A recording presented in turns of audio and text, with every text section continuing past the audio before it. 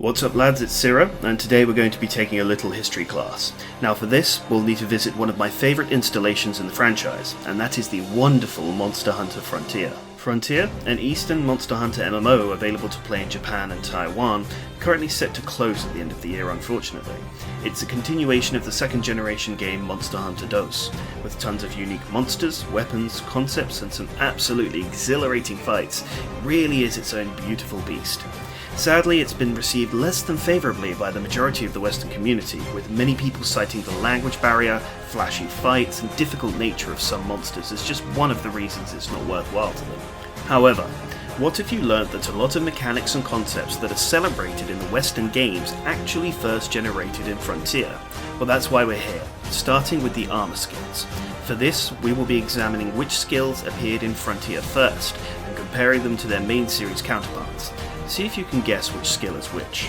First of all is a favourite of mine, Vampireism, a 2-level skill that has a mild percentage chance to recover health each time that you strike a monster. Heal enough times and you'll receive a small attack boost for your aggression. At level 1, you have a 60% chance to recover health proportional to your damage, and at level 2, it increases to 80%. This of course relates to the 4th generation's Life Home or 5th generation's Health Augment, the latter of which drops the attack boost for a 100% chance to recover health. This was introduced a full year before its English debut in the G3 expansion. Next up is Eason, an affinity-based skill that comes with 3 levels. Not only does it increase your affinity, it also adjusts the value of a critical hit. At level 1, you receive 5% affinity and a critical modifier of 1.35. At level 2, you receive 10% affinity and a critical hit modifier of 1.4. Finally, at level 3, a colossal 20% affinity and a modifier of 1.5. Yeah, I know, it's crit boost that started hitting the gym.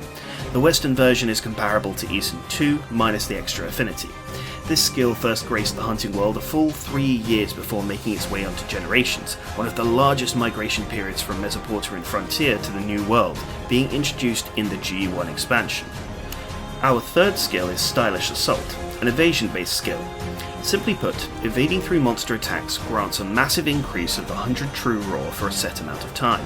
Well, of course that's the evasion mantle, swapping a flat increase for a percentage increase and only being active for a short period of time as the trade-off. This effect took 2 years to pass localization, first appearing in the G9 expansion.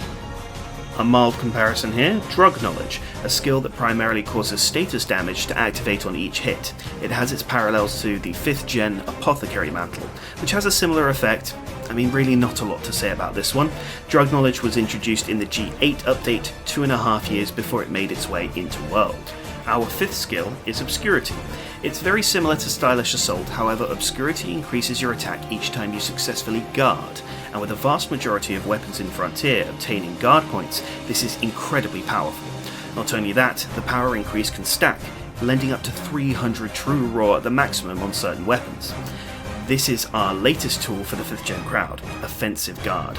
Whilst Offensive Guard has less utility outside of the 2 lances, the shotgun and the charge blade, nor does it unfortunately stack with each activation, it's still a damn welcome skill nonetheless. Obscurity first appeared in the G10 update 3 years before its shift into Iceborne. And now for the final skill on our list, unique in that it ended up migrating to weapons rather than armor pieces, Stylish. Stylish is a single level skill that allows you to recover sharpness on your weapons when rolling through monster attacks. It's very much in line with Frontier's ethos of hit and don't get hit. It's worth it. This mechanic found its way onto Seregios weapons starting in 4 Ultimate, appearing only 4 months prior to its Frontier debut in the G5 expansion. Yep, a lot of prevalent meta mechanics had their genesis in Mesopotamia, and that's not all. Let's take a quick look at a few extra gifts from the East, outside of the power that a nice pair of gloves gives us. We move on now to Raviente, the Great Crag Wyvern, a monstrous serpent capable of decimating land masses and settlements alike. It's so powerful, the Hunters Guild have allowed multiple parties to take on the beast at the same time, albeit in the traditional 4-man group. You'll fight it over multiple rounds, aim for part breaks with a total hunter count of up to 32 players, whilst defeating the most dangerous shoelace allows you to craft some of the most powerful weapons in the entire game, and yes, it's called Tarav. Raviente was the original siege monster, appearing almost 10 years before 5th gen took the idea and ran with it, and a lot of the previously outlined mechanics are completely mirrored in the Golden Mountain Goat. Of course, Raviente weapons are like having a pipe bomb on a stick, but then again Kulve gave us Kiar's Strong Arm Ice, so they're probably a bit closer than you would think. A minor comparison here in a Frontier exclusive mechanic that has only briefly shown its face in the main series is sword crystals. Using these items on a particular weapon allows your attacks to deal additional attribute damage, covering every element and status at the cost of consuming more sharpness. Whilst not sharing the same effects, the only weapon that can use these is Sword and Shield, drawing a bit of a parallel between the oils of Generations and Generations Ultimate. Coming towards the end of this comparison, we have the Tower weapons. These were weapons that were forged from the equipment of the Sky Corridor, a monstrous arena that held many traps, treasures and troubles, including the fearsome Dure Mudira. The real pull of these weapons, however, is their unique upgrade system.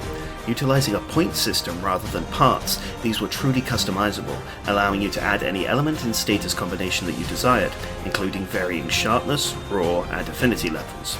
For those of you who've made your way to the end game of Iceborne, this may slightly remind you of the new custom augment system. Now those last two may have been a bit of a stretch, but who knows. Anyways, I'm hoping that this provides a useful insight into the level of influence that the black sheep of the Monster Hunter family has, and trust me when I say this, that there's many more gifts that have yet to appear from Frontier that would be an absolute blessing. You ever had 9,200 true raw? Give Frontier a try, and if you made it this far, come say hi to me on Twitter or Twitch. Thanks for watching lads, take care.